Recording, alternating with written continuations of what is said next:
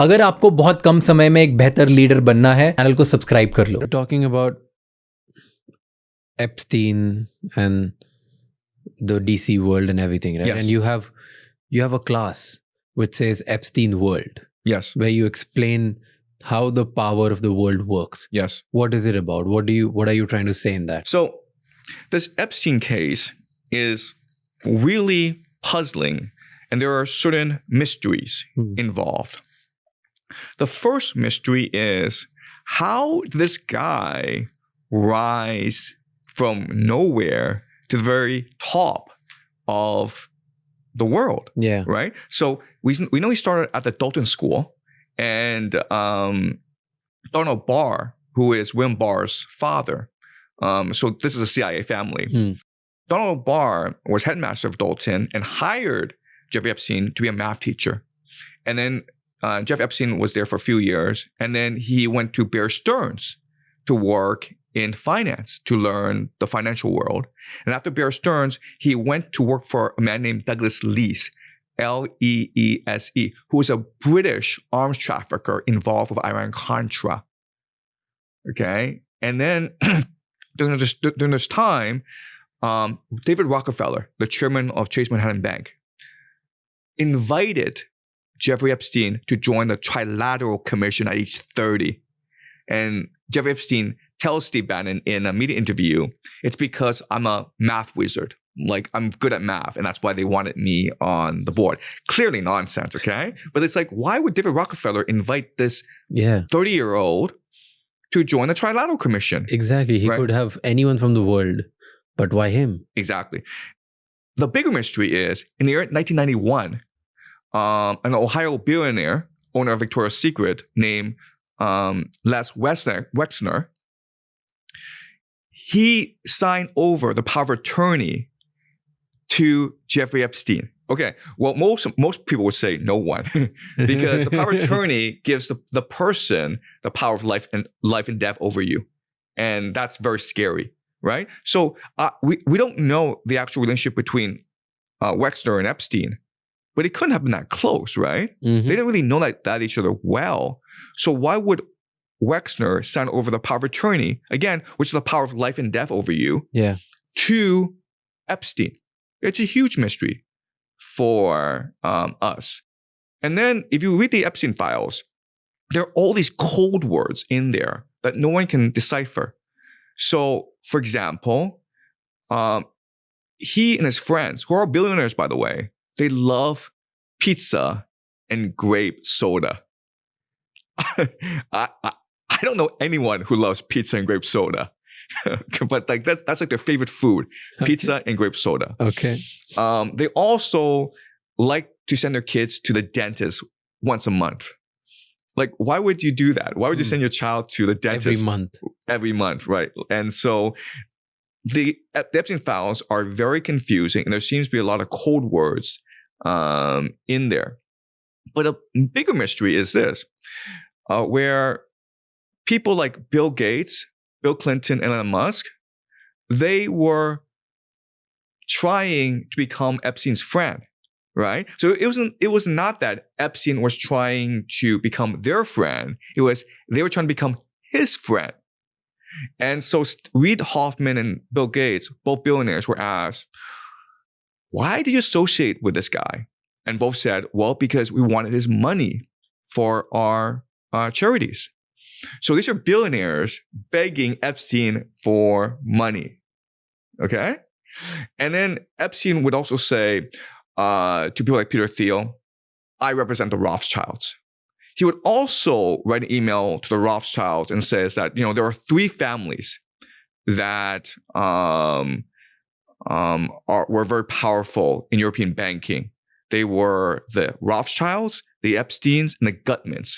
So he's saying that he comes from a pedigree that's similar to the Rothschilds. So the big question for us is, who is this guy? Exactly. Okay? Who is this guy? Who is this guy? Okay? So I'm going to now explain my theory to you. Okay. And it's a weird theory, so feel free to interrupt or challenge me, okay? Mm-hmm. All right. But Let me get the whiteboard Okay. and show you how I think the world works. Mm-hmm. Okay, so a lot of conspiracy theorists believe that the world is controlled by secret societies, and they are able to pass their ideas from one generation to the next. And they've been conspiring for hundreds of years in order to achieve their plans. I don't think it's that simple. Okay, so I have an alternative theory. And so I'm going to present it to you. Okay, all right. So the first I'm going to do is I'm going to present to you the general theory. Okay. And then I'll give you the concrete example, the concrete case study in order to validate this theory. All right. Okay. So for all of human history, every society has been obsessed with the occult. Okay. The occult, especially India, right? Mm-hmm. What is a cult? A cult is trying to figure out the secrets of the universe, right? The Vedas. And in the occult, you'll have astrology, you have alchemy, you'll have sacred geometry, you'll have reincarnation, demonic possession. So these are all things that the occult is obsessed with. Okay? There are certain occultists who are obsessed with the idea of eschatology. Eschatology is the understanding of how the world may end. Okay. And eschatology is important because it answers the three fundamental questions for humans, which is, where did we come from? Why are we here? And where are we going?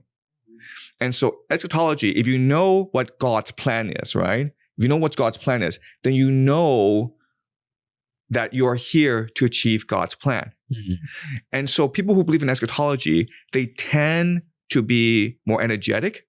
They tend to be more fanatical and more determined than other people because they believe they are part of God's plan.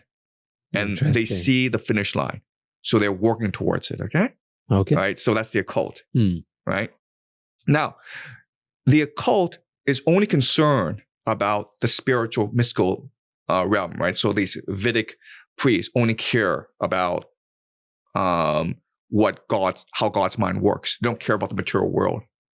But you have individuals that only care about the material world. Mm. And these are people who work in finance or business, okay?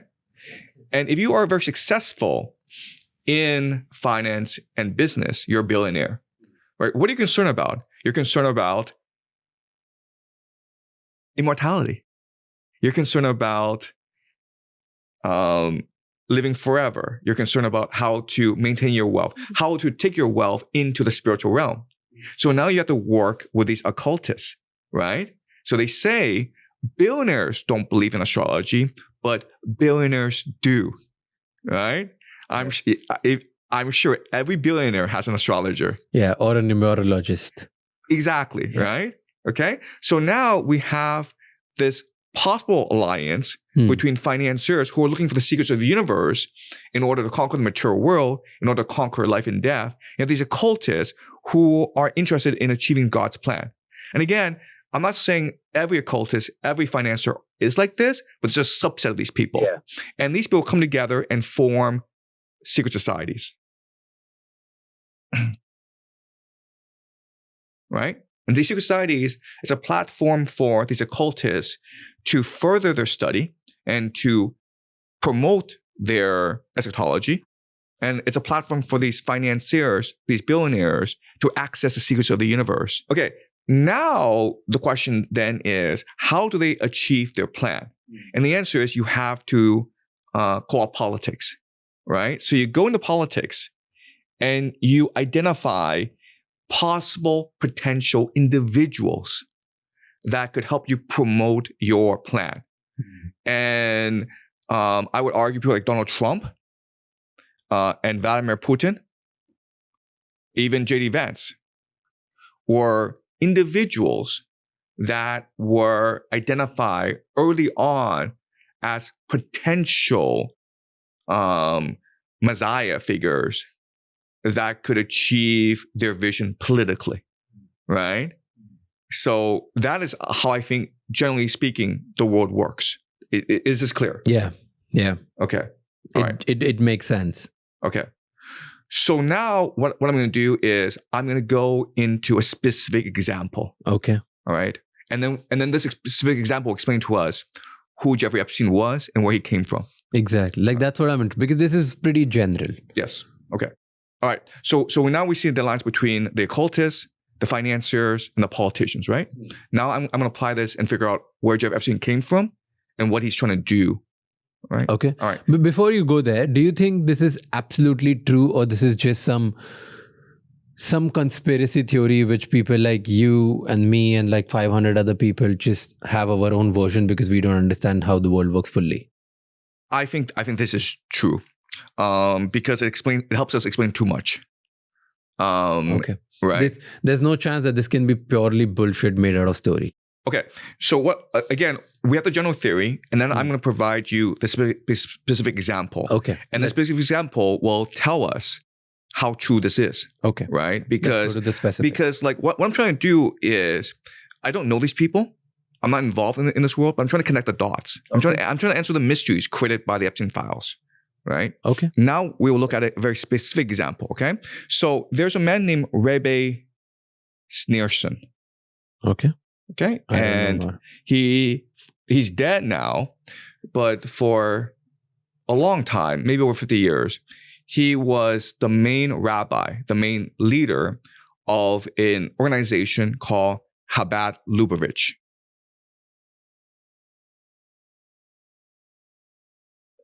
And this was an organization that is Hasidic Jews.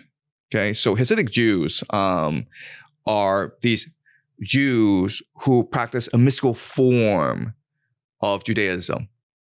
So very similar to Sufis in the Islamic world. And so they're trying to figure out what the secret of the universe is. And they're trying to figure out what God's plan is. And for them, the main source of wisdom would be the Kabbalah. So the Kabbalah, what it's doing is it's taking all these great mystical traditions, and they include Vedic philosophy. They include Hermeticism, which comes from Egypt. It includes Gnosticism. It includes Sufism. But all these great mystical traditions. And they're trying to apply these traditions in order to understand the stories of the Bible. Okay. Okay. So the example is, why did Adam and Eve have to eat that fruit? God gave them just exactly one order, right? Don't eat that fruit, and you live in paradise forever. And they had to disobey God. And so how the Kabbalists understand this is they try to construct a cosmology to explain this. And the idea is this. The idea is that in the beginning, God is everything. But when you're everything, you become very lonely and you become incomplete. So in order to complete itself, God decided to create the universe and create a cosmic being named Adam Kadmon. And God, as pure love, pure generosity, pure wisdom, it seeks to impart itself in another being, right? So God is the will to bestow, the will to give. That's what love is, right? Yeah. Giving. So it created a being, Adam Kadmon, in order to receive. And Adam Kadmon becomes the will to receive. And so God is trying to unify with Adam Kadmon in order for God to complete itself and know itself more. The problem, though, is that Adam Kadmon, as the will to receive, by definition, it has an ego. And the ego looks at the world from a selfish lens. Yeah. So Adam Kadmon does not appreciate God's generosity. That's what happened between God and Adam Kadmon, where God was trying to give him love, and Adam Kadmon didn't appreciate God's generosity. So Adam came out, run away. That's why Adam and Eve disobeyed God, because they did not understood God's intentions, because they were so egotistical, right? And so this is what's called the tree of life. Okay? Adam came on is the tree of life. Okay. And the tree of life is a representation of Adam Kadmon, and God's trying to fill Adam Kadmon with the divine spirit. And it's working pretty well, but then eventually Adam Kadmon rejects God, and this is what's called the breaking the world. Okay, so the world breaks, and so the divine spark now is scattered throughout the world. And so the purpose of the Jews, the purpose of everyone in this world is to repair the world.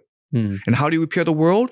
You bring all the sparks together, and then you abandon your ego and you welcome God in your heart. And when God comes into you and you welcome him with open arms, that is when the world is repaired, and that is when the world ends. Okay, so this is the major teaching of the Kabbalah. And obviously, there are different interpretations of the Kabbalah. And Reform Jews interpret this just to mean love thy neighbor, right? Love thy neighbor. It's that simple. Social justice. We have to commit ourselves to doing social good. When we do that, we repair the world, and God can come and be with us. Okay, and that will end the world. Other Jews believe that this requires them to spend all their lives reading and understanding the Torah to understand the mind of God. Okay? But then there are these extreme religious Jews, and Rabbi Sneerson is part of them, that interprets the Kabbalah literally. And they think in order to achieve the Kabbalah, you have to actually, in this world, follow God's plan and allow God to come to this world. And this plan, there are three major elements to this plan that is literal. The first is to bring the entire Jewish diaspora back to Jerusalem and have them all convert to Judaism. There are too many Jews that are secular. There are too many Jews who are following heresies. They all have to return to Jerusalem, every single Jew, because you have to repair the world, and they have to follow the Torah to the letter. Okay, that's number one. Number two is Israel has to achieve the greater Israel project, because that is what God promised Abraham in the Bible. And number three is the third temple has to be built, because that is the house of God. When the Jews are ready to receive God and God comes to our world, he needs a place to live. The third temple is God's house. Once these three conditions are met, the world will end. The world will be repaired. And so what he's saying is the Kabbalah is not just a religious idea. It is a political program that must be implemented. Okay? That's what Rebbe Sturgeon believes. But he's no more. Okay. He's dead, but they believe in reincarnation. All right. So now let me explain to you who he is and where he came from. Okay. So there's some funny things about Rebbe Sturgeon. No one's ever heard of him. Okay. Before we actually go there, can you just in short brief, can you tell me what's the Greater Israel plan? Oh, right. Okay. So these religious Jews, they're trying to have God return. These Jews who are religious, these extremists, they believe that the Bible is God's words. They literally come from the mind of God. And so everything in the Bible must be interpreted literally. But not only that, but it must be implemented to the letter, literally. And so in Genesis, God promised Abraham a land for his descendants. And this land stretches from the Nile in Egypt to the Euphrates in Mesopotamia. It also includes parts of Anatolia. Okay? So if you like look at a map of Greater Israel, it's entire Middle East. And there are many elements in Israel who believe it is their destiny to achieve the Greater Israel Project. And that's why Israel is so aggressive. That's why they are attacking Lebanon right now. That's why they're threatening Turkey. That's why they're threatening Egypt.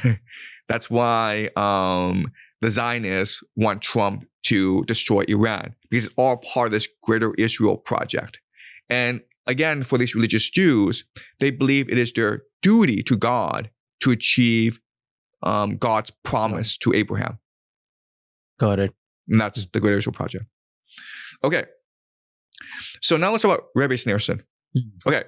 So Rebbe Sneerson is really interesting because there's not much we know about him, but there's certain things in politics that we've seen in politics that make us question who he is.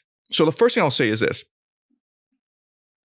Javier Milei, who is the president of Argentina, when he became president, the first foreign visit he made was to the grave of Rebbe Sneerson in Brooklyn.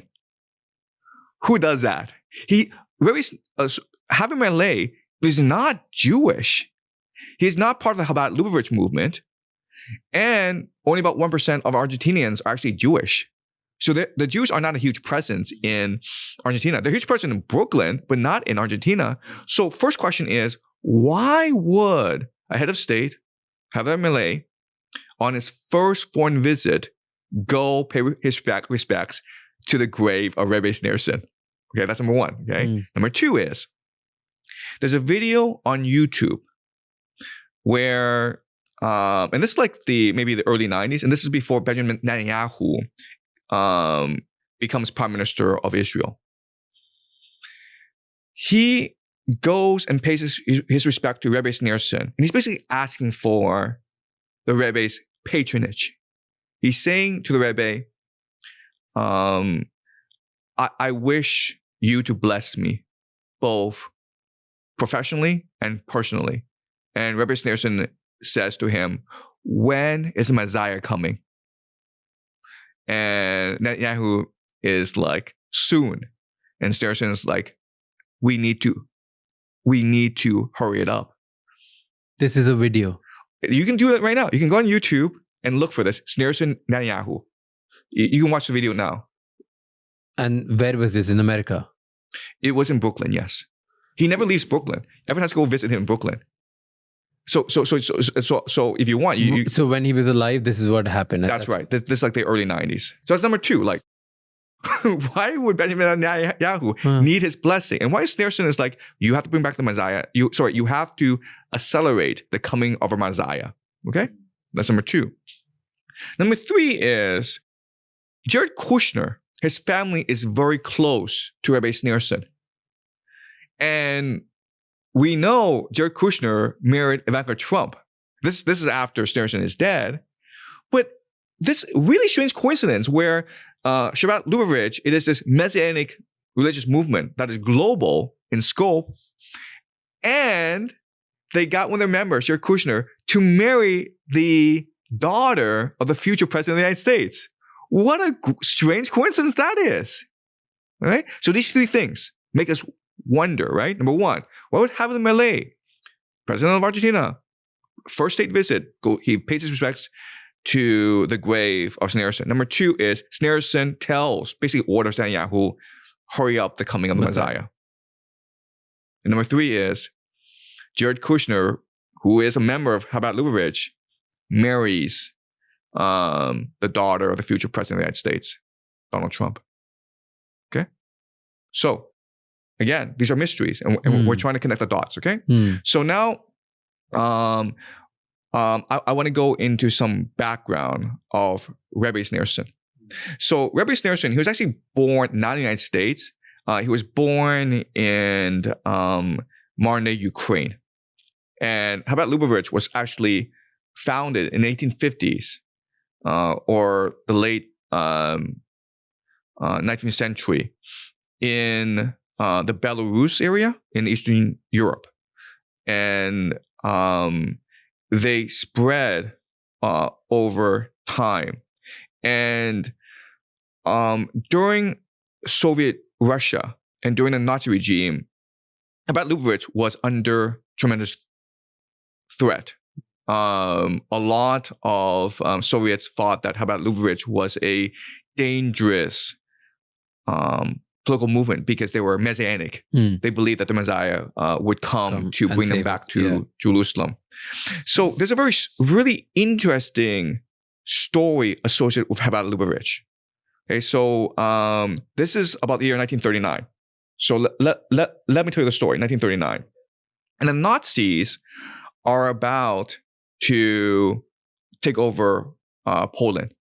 They've invaded Poland, and in Warsaw is where Rebbe Sneerson's predecessor, the former head of the Chabad Lubavitch movement, was located, and he was an elderly Jew. And so what happened was an international coalition came to being to rescue the Rebbe and bring him to America. The problem is, first of all, you have the Nazis all around Warsaw. Second of all, you need a lot of paperwork to get him to America. And third of all, for the Rebbe to go to America, he would have to cross through a lot of enemy territory, okay? So the person who took it upon himself to get the Rebbe, not Rebbe Sneerson, but the predecessor, to America, his name is Louis Brandeis. Okay. Why is he important? Louis Brandeis is the first Jewish member of the US Supreme Court. He's a really powerful individual. Probably the most powerful Jew in America at this time. Okay? And there's a university named after him, by the way, Brandeis University, and it's a Jewish university. Okay, so this is probably the most influential Jew, one of the most influential Jews in American history. But he takes it upon himself, Louis Brandeis. At the time when he was the member of Supreme Court. Yes. Okay. He took it upon himself to rescue the Rebbe and bring him to America. Okay. The problem, so he started to use all his international contacts, and he had friends in German intelligence, German Nazi intelligence, military intelligence. And they found these half-Jews who were war heroes. And therefore, Hitler gave them honorary Aryan membership. These are half-Jews. And these half-Jews came together as a military unit to go into Warsaw, dress as Nazi officers, and locate the Rebbe and take him to America on Nazi trains, right? Now, when these Nazis went into Warsaw, you can imagine the Rebbe was not like, oh, they're here to help me, okay? So he's hiding himself for a long time. So it took a long time actually to send a message and says, like, these Nazi soldiers, they're actually on our side. They're not here to send you to a concentration camp. And then the Nazi soldiers found him and then transported him across enemy territory. And then put him on a steamship in France and sailed all the way to America. And then Rebbe Sneerson followed him, and the Chabad Lubavitch movement then set up shop in Brooklyn. And what they did that was very that had tremendous foresight is they pulled their money together. They weren't very rich people, but they pulled all the money together and tried to buy as much Brooklyn real estate as possible. Now they're an extremely wealthy organization because they did that. Because they pulled their resources together and bought as much Brooklyn real estate as possible. And now they are one of the wealthiest religious organizations in the world. Meanwhile, back in the Soviet Union, they became friends with the Soviet authorities, and they grew as well in Russia, and now they are very close to Vladimir Putin. Who are these people? Like, It's really strange, right? It's so strange. Weird, yeah. Because isn't like all the people they're friends with, they're essentially against the whole idea of what these guys do. It makes you wonder how the world really works. Okay? I think I've told you it's factually correct. You can go, you watch this on YouTube, you can do research. Everything I've told you is documented, it's all true. So now, what I'm going to do, okay, let's keep all this in mind. Okay, Jeffrey Epstein, Rabbi Sneerson, right? Now I want to tell you the history of these Messianic Jews. All right? Okay, but we don't know how these guys are so well connected, right? We don't know. No. We don't know. We can only guess. Okay, but I'm telling you what are factually correct. Okay. What information is factually correct, okay? They have friends, they have contacts, they're just deeply connected people, but we don't know how and Exactly. why. And openly, people who are against them, who are sort of their enemies, and open, not sort of, like certain enemies, they're friends with them as well. Yes. So my next step is I'm going to tell you the history. Okay, and then can I everything together into a narrative? Okay, that helps us explain this narrative. Word, yeah, this narrative is my interpretation. Okay, based on these facts. All right. So I want to provide some history and some background. Okay, the year is 1492. 1492 is when the Jews are expelled from Spain. This is traumatic for Jews because for centuries they lived in Spain as extremely successful they lived in Spain as extremely successful members of their Muslim society. Okay. But then the Christians reconquered Spain and then expelled the Muslims, and then they forced the Jews to either convert or leave. Okay, so this is the 1492 expulsion of the Jews. Okay. There were a lot of Jews who went to the Ottoman Empire because the Ottoman Empire welcomed them because the Muslims at this time were very respectful towards Jews. Most Muslims today are still very respectful towards Jews. So the Jews are people of the book and they were welcomed into the Ottoman Empire. But there were many Jews who chose to convert instead. Okay, these are called conversos. And these conversos will help found, I'm going to call it Jesuits. Okay, again, this is all factually correct. Okay. Right, these conversos will help found the Jesuits who are responsible for the Spanish Inquisition. Okay.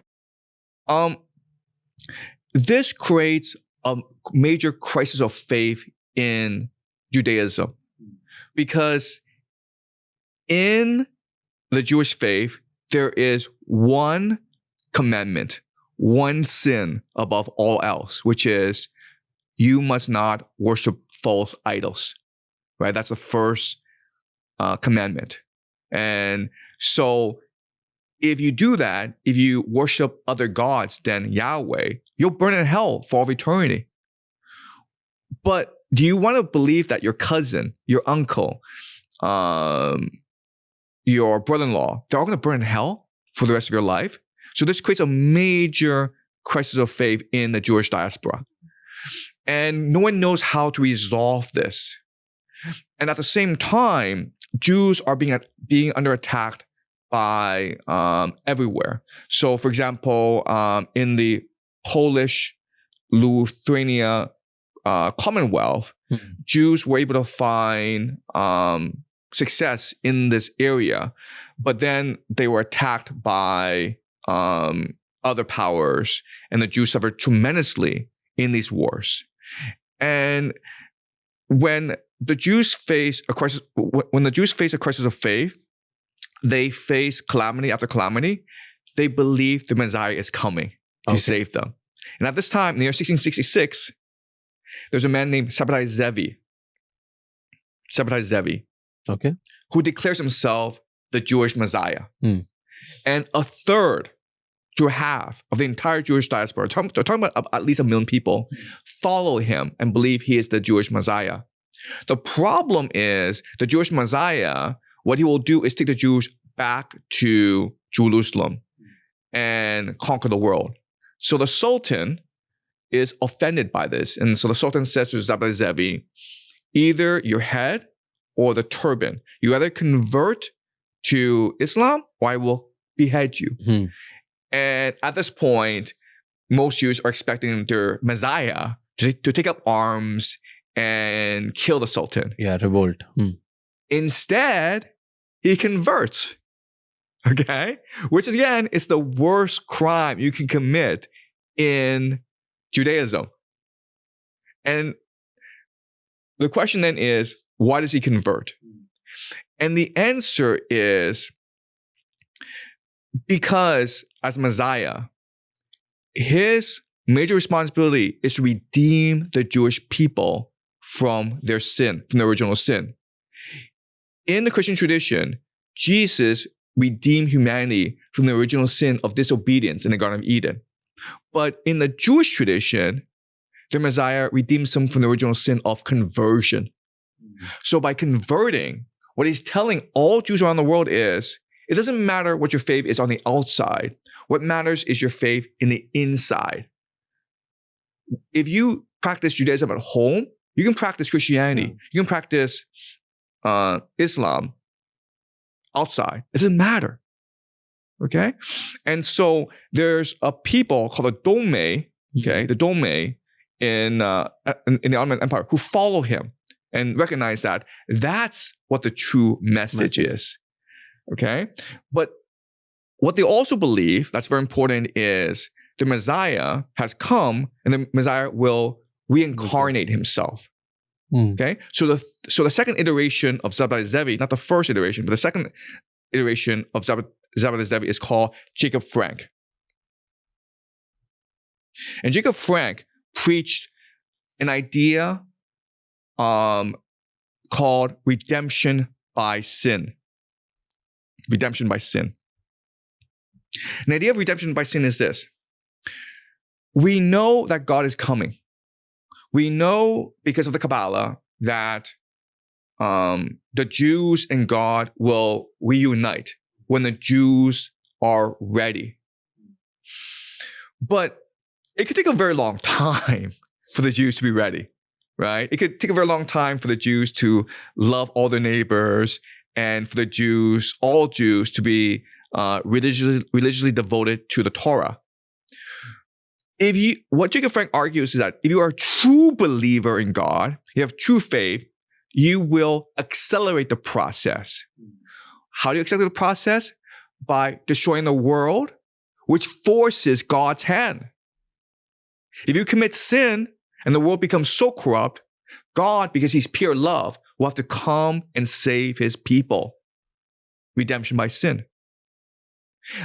Also, by sinning, you are releasing all your creativity, right? Jacob Frank talks about this is, what's holding you back from your true potential are these social taboos, these social conventions that restrict your creativity. Who says you shouldn't sleep with children? Who says you shouldn't steal? Who says you shouldn't kill? Other people tell you this. But does God tell you this? No. So look in your heart and ask yourself, what God wants you to do? And God wants you to be the best possible person. God will want you to be successful. That requires you to steal and kill and plunder. You should do so. You should follow what is in your heart. He says it. He says it, yes. He literally said that. There's documents. Yes, it's called, so he wrote a book called Words of Our Lord, okay? And you can find it online. And he tells stories that explain that what's holding you back are these social taboos. And so he has these great sayings. He's a poet, really. And so he asks riddles, he asks paradox. There's one thing 10,000 people cannot lift, but I would teach you how to lift it as light as a feather. What is this thing? It's the idea of taboo, right? It's taboo. Taboos, 1 million people cannot defeat. But you, once you have the right mentality, you can easily defeat it. It's as light as a feather. And that's what he teaches you. As you can imagine, for powerful people, this is very, very interesting. It's very seductive, right? If you're a Yeah. powerful person. So the people who follow Jacob Frank become the richest people in Europe. Bankers, aristocrats, all follow Jacob Frank, including a family called the Rothschild family, right? And remember, from the Epstein files, we know the Rothschilds were close with two other families, the Gutmans and the Epsteins. These are all Frankist families. And Jacob Frank had a follower in America, and his name was Louis Brandeis. Right? You see how all this connects now? Yeah. Right? And what they believe is that Jacob Frank will reincarnate one day and lead them to the promised land. And in our contemporary history, who is the person that is most similar to Jacob Frank? Rabbi Sneerson. Right? You see how all this connects now. Yeah. Okay? So everything I've told you is factually correct. Okay. All right? Nothing I've said is something I've made up. I'm just telling you what most people agree on and what you can find on the internet and what can be supported by documents. Okay. Okay. All right. So now what I'm going to do is I'm going to connect everything together. All right. So one thing that is not documented, but what we can assume is Jacob Frank helped to found secret societies in order to promote his Ideas. Okay. Accelerating to Right. find So the message. he encouraged his followers to infiltrate organizations and other secret societies in order to achieve their Messianic mission. Okay. And because they're not restrained by social convention, right? Who says you have to be a true believer in Christianity to be a Christian, Yeah. right? So you can infiltrate anyone, anything. And so his followers will go infiltrate the Freemasons. They go build an organization called the Illuminati. They will go and infiltrate the Hasidic Jews, which forms the Chabad Lubavitch movement, okay? So his followers are everywhere, and they are united by a secret code. Redemption by sin. Right? And like think about how powerful that is, because like most people can't do this. Most people cannot sleep with their daughter when she is 3 years old. These guys do, but they don't. But most people can't do that. It goes against human nature. And so they'll have these rituals where they will engage in ritual incest. And again, this is on Wikipedia. Okay? This is on Wikipedia. It is just a documented fact That these guys will engage in incest and stuff. Yes, ritual incest as part of their bonding experience. Okay. And the way that they sealed the deal, because Jacob Frank encouraged his followers to spread out and join other secret societies and infiltrate other religions, right? The way that they did this in order to build a covenant is they engage in a ritual orgy. So all his followers together, before they would go on their separate ways, they engage in a ritual orgy to forever seal their contract with each other. And this contract is a blood contract that would pass on to their descendants as well. How is it tying up to the world of today? Okay. And how is it working out today? Okay. So if we believe that Jacob Frank will reincarnate as Rebbe Sneerson. Rebbe Sneerson is basically the modern day reincarnation of Jacob Frank. Well, his followers from all around the world will follow him, right? Because of this blood contract they signed centuries before. And so now what I'm going to do is, and this is my own narrative interpretation, okay? Everything before is all factually correct, okay? But now what I'm going to do is I'm going to put all the pieces together for you to explain where Jeffrey Epstein came from and why he did what he did. Okay? So what I'm going to do is I'm going to do a thought experiment. Let's just say I'm Rebbe Sneerson and I'm the reincarnation of Jacob Frank. And I'm on a mission in order to fulfill the prophecy, in order to bring God back to earth, in order to repair the world, Redemption by sin. in order to bring bring about the coming of the Messiah, right? Okay. How would I do so? Okay. So I'm Rabbi Sneerson. And right now I'm in Brooklyn. And I have a lot of money. I have a lot of followers. This is 1980s, okay? But I need to infiltrate American politics. I need to figure out where American politics is heading. And I need to have people in place in order to achieve my vision, okay? And so I'm looking at different possibilities. One person I'm interested in is Donald Trump. Okay? This is 1980s. Why?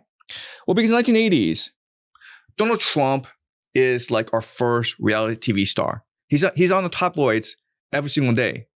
These kids in Africa, in Asia, they read about Donald Trump and they're like, I want to be like Donald Trump. I want to be a billionaire who sleeps with Playboy models every single day. Okay? He is the American dream. Donald Trump has also said in the 1980s, if he were to run for president of the United States, he would win easily. So clearly he has political ambitions. Also, his family are real estate developers. Yeah. So, and what's really important for me is everyone underestimates this guy. Everyone thinks he's a clown. The really rich people, like people like Rupert Murdoch, have nothing but contempt for this guy. So he has a grudge against society.